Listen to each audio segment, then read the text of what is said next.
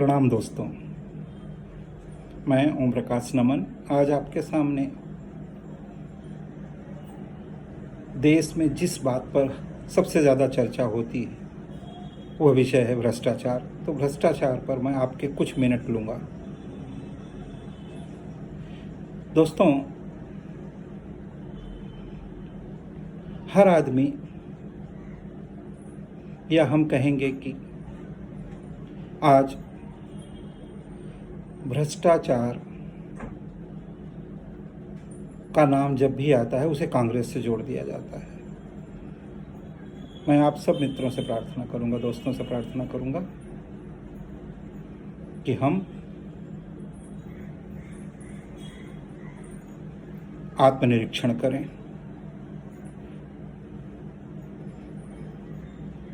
हम भारत की राजनीति को दो कालखंडों में बांट देते हैं। एक कालखंड हुआ जब तक भारतीय जनता पार्टी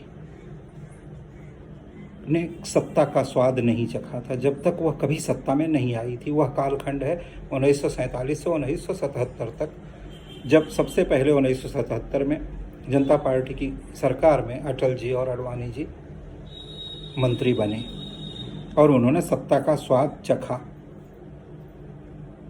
उसके बाद दूसरा कालखंड आता है 1947 से 77 और 77 से बाद का। मेरा मानना है कि 1947 से 1977 तक, जब तक भारतीय जनता पार्टी के नेताओं ने सत्ता के गलियारों में कदम नहीं रखा था, सत्ता का स्वाद नहीं चखा था, तब तक भ्रष्टाचार नहीं के बराबर था। और मैं आपसे चाहूँगा कि आप आत्मनिरीक्षण करें और मेरी बात बिल्कुल नहीं मानें। आप जिस जिले में हैं भारत के, या जिस बड़े शहर में हैं, मुंबई में हो, चेन्नई में हो, दिल्ली में हो,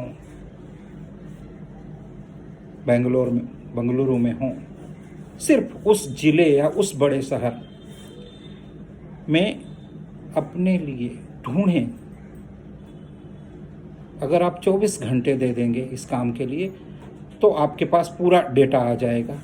आप ढूंढिए कि स्वतंत्रता के बाद 1947 से 1977 तक आपके ज़िले से कौन कौन से लोग, वो किसी भी पार्टी के हों, किसी भी पक्ष के हों, कौन कौन से लोग विधायक, सांसद, मंत्री, मुख्यमंत्री बने, और 77 से लेके आज तक कौन से लोग विधायक, मंत्री, सांसद इत्यादि बने।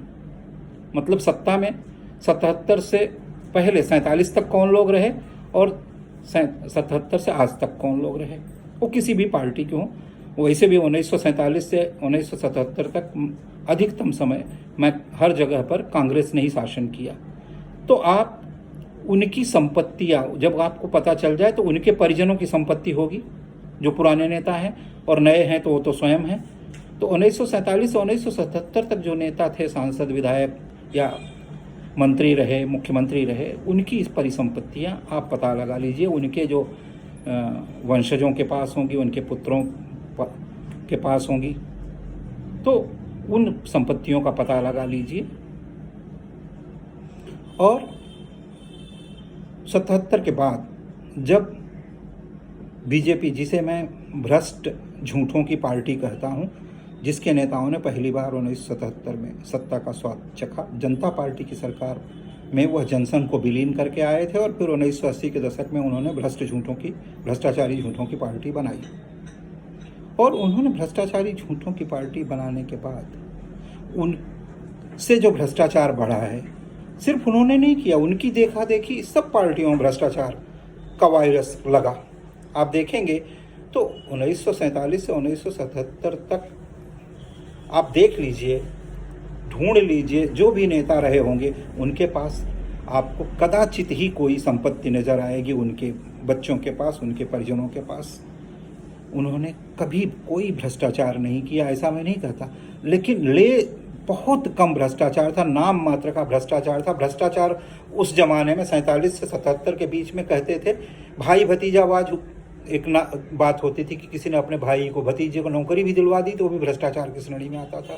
और उसके बाद जब अटल जी और अडवाणी जी ने सत्ता का स्वाद चखा तो आप देखिए भ्रष्टाचार का स्तर इतना ऊंचा हुआ कि आज यह लोग देश बेचकर खा रहे हैं। मैं अपने भाइयों से एक बार पुनः विनती करूंगा कि आप पिछले 70 सालों में आपके ज़िले में जो नेता हुए हैं वो किस पार्टी का नेता ने कितनी संपत्ति अर्जित की है, वह अगर आप देख लें तो उसी से पता चल जाएगा कि किस पार्टी के नेता सबसे ज़्यादा भ्रष्ट हैं।